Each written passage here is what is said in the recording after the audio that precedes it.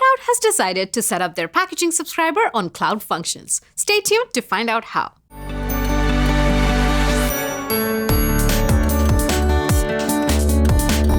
So far in the series, we learned about Cloud PubSub and how it works using Catout's asynchronous order processing service.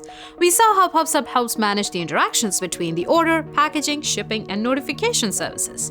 In the 6th episode, we learned that Cloud PubSub supports both push and pull message delivery. Quick recap. You use pull if you don't have public HTTPS endpoints, which means your service is private or firewalls are involved. Pull is also more efficient and minimizes latency. So if events are generated at a really high rate, like hundreds or thousands of events per second, then pull is the way to go. Also, push delivery requires the client endpoint is publicly accessible HTTPS server. Luckily, this is easy to set up with Cloud Functions. Today, let's dive a bit deeper into push subscribers for Catout. Setting up PubSub to send messages to a client using push delivery is extremely easy. It requires no special client libraries, just a standard HTTPS endpoint, routable by DNS, and a web server to respond to these requests. It's also a lightweight way of programming, particularly with web server frameworks such as Cloud Functions, Cloud Run, and App Engine. You simply write the server code and let the framework take care of the communication. Of course, you can choose to host this application on a virtual machine anywhere you like. It's usually more effort, but if that's something you need to do. Well, our friends at Catout are all in for the lightweight programming, so they decided to use Cloud Functions for the packaging subscriber that receives messages from the order service. The PubSub push request coming to the packaging subscriber would be HTTPS post.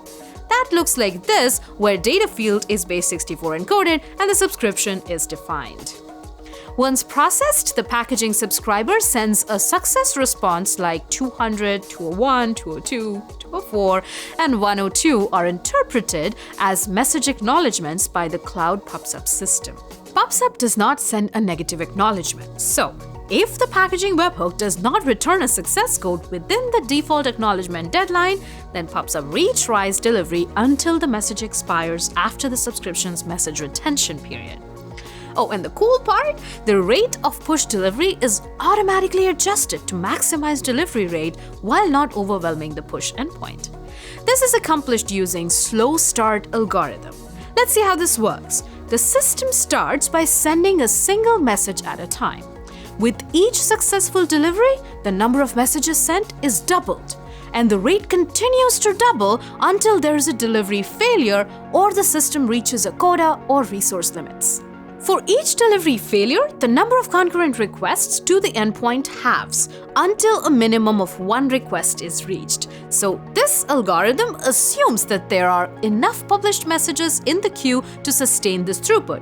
Ultimately, the push delivery rate is constrained by the rate at which messages are published. We understand the basics of how a message is structured and the slow start algorithm works, but we did not discuss the most important piece of the puzzle. How does Catout authenticate and authorize PubSub to make a call to the subscriber endpoint?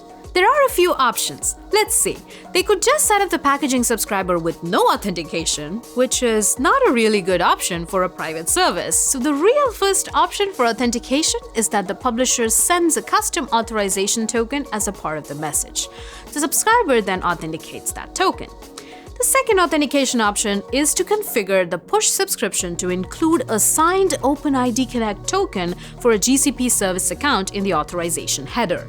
And the push endpoint can use this token to validate that the request is issued on behalf of the service account associated with the subscription and make an authorization decision. We know that Catout has chosen to set up Cloud Function as the packaging subscriber.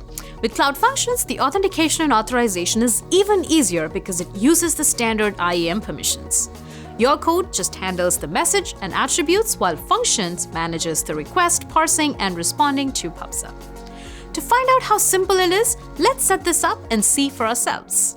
So let's create a PubSub topic and then create a Cloud Function in the same project by clicking on the Trigger Cloud Function button right from the topic itself.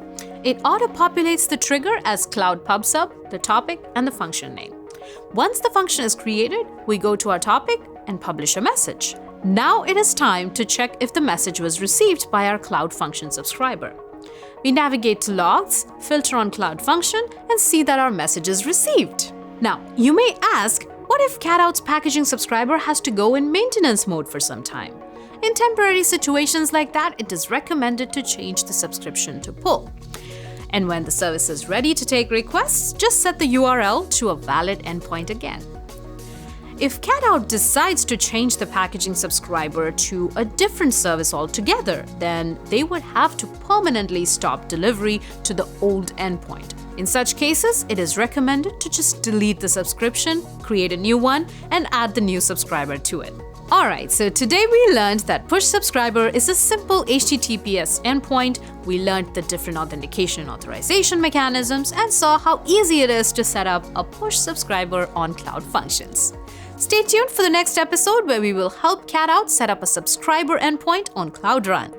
Until then, give us a like, subscribe, and let us know what you want to learn about Cloud PubSub.